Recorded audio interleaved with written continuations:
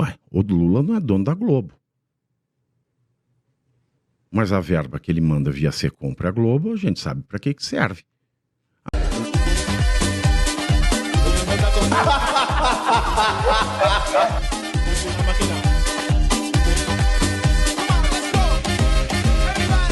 Juiz de verdade é aquele que tem que estar acima das partes e em distância igual. Ele tem que estar equanimemente distante e acima das partes. Ele pode não ser imparcial, mas ele tem que parecer imparcial. E um juiz, nenhum juiz tem poder para se defender nem para defender o Estado. Um juiz é um funcionário público que presta serviço público para o público, inclusive para o denunciado, inclusive para o réu, inclusive para o investigado. Faz sentido. Se o juiz não for assim, não merece ser juiz. Sim. E quando o Sérgio Moro entrou na onda do herói nacional, fazendo justamente isso que o Alexandre de Moraes está fazendo agora, só que de uma maneira muito mais grave, porque ele é irrecorrível, ele foi para o Senado. Aliás, ele educou mal o Brasil. Porque aquilo que a direita... Porque ninguém... O brasileiro é muito carente de cidadania. A gente não tem mais aula de cidadania na escola. A gente não sabe o básico de Constituição, a gente não sabe o básico de legalidade. A gente não sabe o básico de direito. Congresso. O que um cidadão americano sabe, por exemplo. Então, ele educou mal a direita, levando-a a aplaudir, porque se falava o seguinte: ah, mas o que poderia ser feito? A corrupção é um mal endêmico.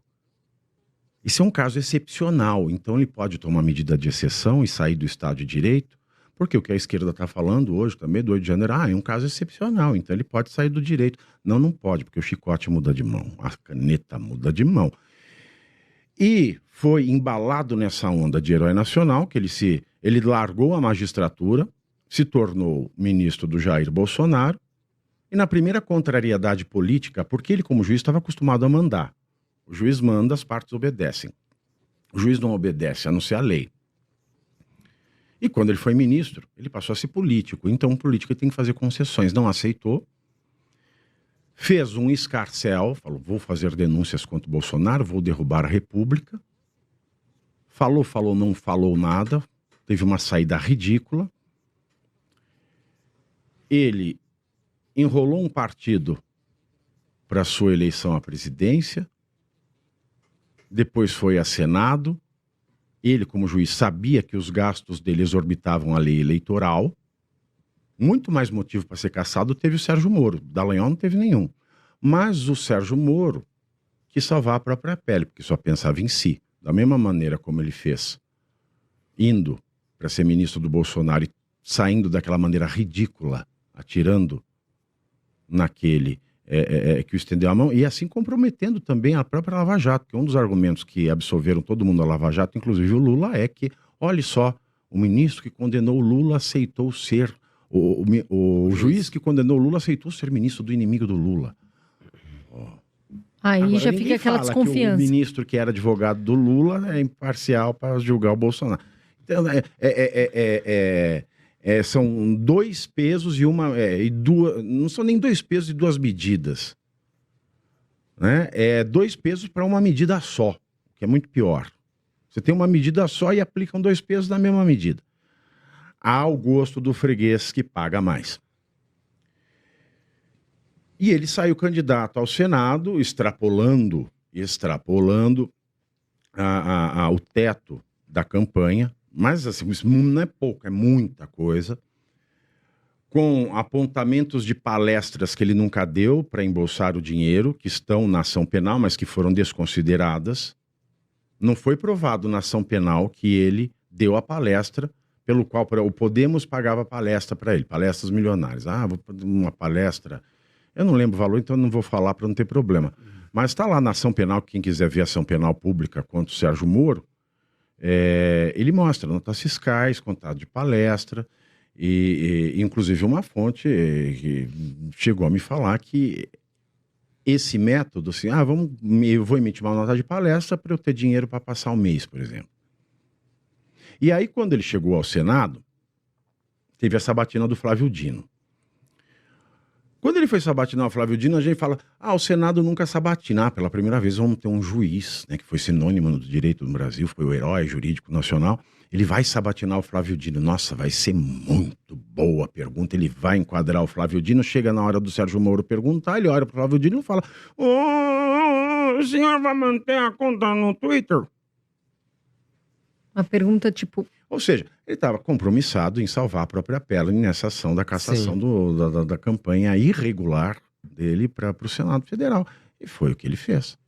Se protegeu e agora, eu não sei por qual razão, talvez porque a mulher dele vai sair em campanha o ano que vem, ele tem 8 anos de Senado, então se ele for continuar no Senado, ele não precisa fazer campanha, mas a mulher dele vai querer ser alguma coisa, então ele vai precisar fazer campanha para Rosângela, a mulher dele, então ele foi pela primeira vez à manifestação pela anistia nesse final de semana. Ô, Pavinato, me fala uma coisa. O público dele certamente não é da esquerda. Sim. Certamente. Eu vi algo você falando que o Tarcísio teria meio que um acordo com o Alexandre de Moraes, que ele poderia estar pulando a cerca. Olha, você acha mesmo isso? Porque o Tarcísio me parece muito fiel ao Bolsonaro. Não, né? é o seguinte. Eu não posso suspeitar do Tarcísio. Porque, de fato, eu estive com ele, conversei muito com ele no domingo, né, antes da manifestação. Da gente ir lá para o caminhão principal. O Tarcísio é uma pessoa lúcida demais. Ele, sempre que o Bolsonaro está em São Paulo, ele sempre o recepciona da melhor maneira. Ele demonstra uma gratidão ao presidente Bolsonaro que realmente chega a ser comovente. Agora, os elementos que me entristecem quanto a ele e que me fazem perguntar, ok, ele externamente, publicamente é fiel ao presidente Jair Bolsonaro, porque foi o presidente Bolsonaro que inventou o Tarcísio político. Sim. Foi. O Tarcísio era um técnico. O Tarcísio político, campeão de votos, é uma obra do presidente Jair Bolsonaro. Claro. É inquestionável. Mas, algumas nomeações em abril de 2023, quando ele assumiu o governo do Estado de São Paulo, algumas nomeações para cargos jurídicos do Estado,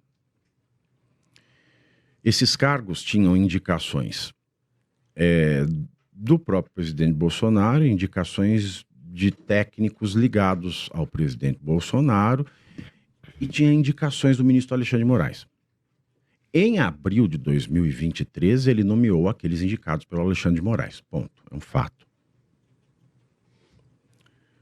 Segundo ponto por que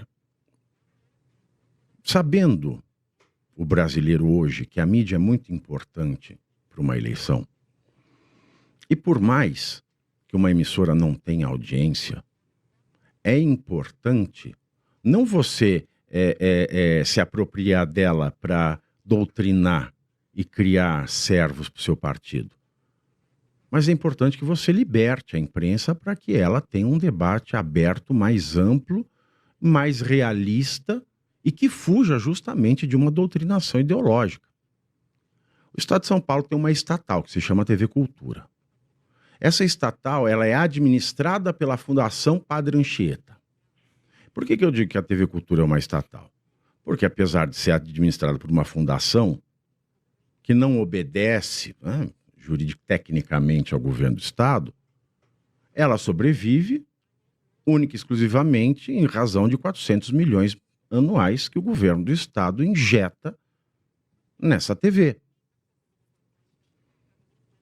O Dória, quando assumiu, ele fez uma limpa na Fundação Padre Anchieta, na TV Cultura. E o Tarcísio, ele mantém, com o dinheiro do pagador de imposto, do seu próprio eleitor, uma TV estatal que, dia sim, outro também encampa as teses de golpismo,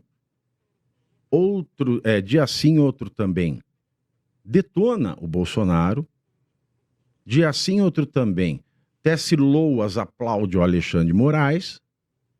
Dia sim, outro também. Espinafra a direita desse país. E ninguém de direita consegue fazer absolutamente nada lá, sequer ser entrevistado. Ora, não quero ter ingerência porque a lei diz que a fundação é autônoma. Ok, para de injetar 400 milhões ali. Você vai ver a fundação ter que se virar no mercado. Ué, o Lula não é dono da Globo. Mas a verba que ele manda via Secom para a Globo, a gente sabe para que serve. Agora, para que é que o governo do Estado de São Paulo continua aplicando 400 milhões numa TV estatal para espinafrar o próprio campo político? Então, esses são dois pontos de grande estranheza que não me descem. E que nunca foram explicados, por mais que eu tivesse pedido a resposta. E você aí já está preparado para ter todos os argumentos para dizer que Marx não foi um cara legal, para dizer que o comunismo não é um lugar para diversidade, para desmontar essa grande fake news histórica da esquerda, que é repetida por nossos professores de história, de geografia, de sociologia, que é repetida nas universidades, que é repetida nos livros. Está preparado para dizer por que Marx não era um cara legal e por que todo marxista raiz também não é, e porque o comunismo é terrível? Você já leu Nos Anais de Marx? Pois é, aqui nesse livro você vai encontrar tudo o que você precisa saber para responder aquele sabichão que diz que Marx é um cara legal. Pois não é. Leia agora Nos Anais de Marx, a trolha do comunismo transviado para encaçapar idiotes. À venda em todas as livrarias do Brasil, pelo site ou nas lojas físicas. Não deixe de ler.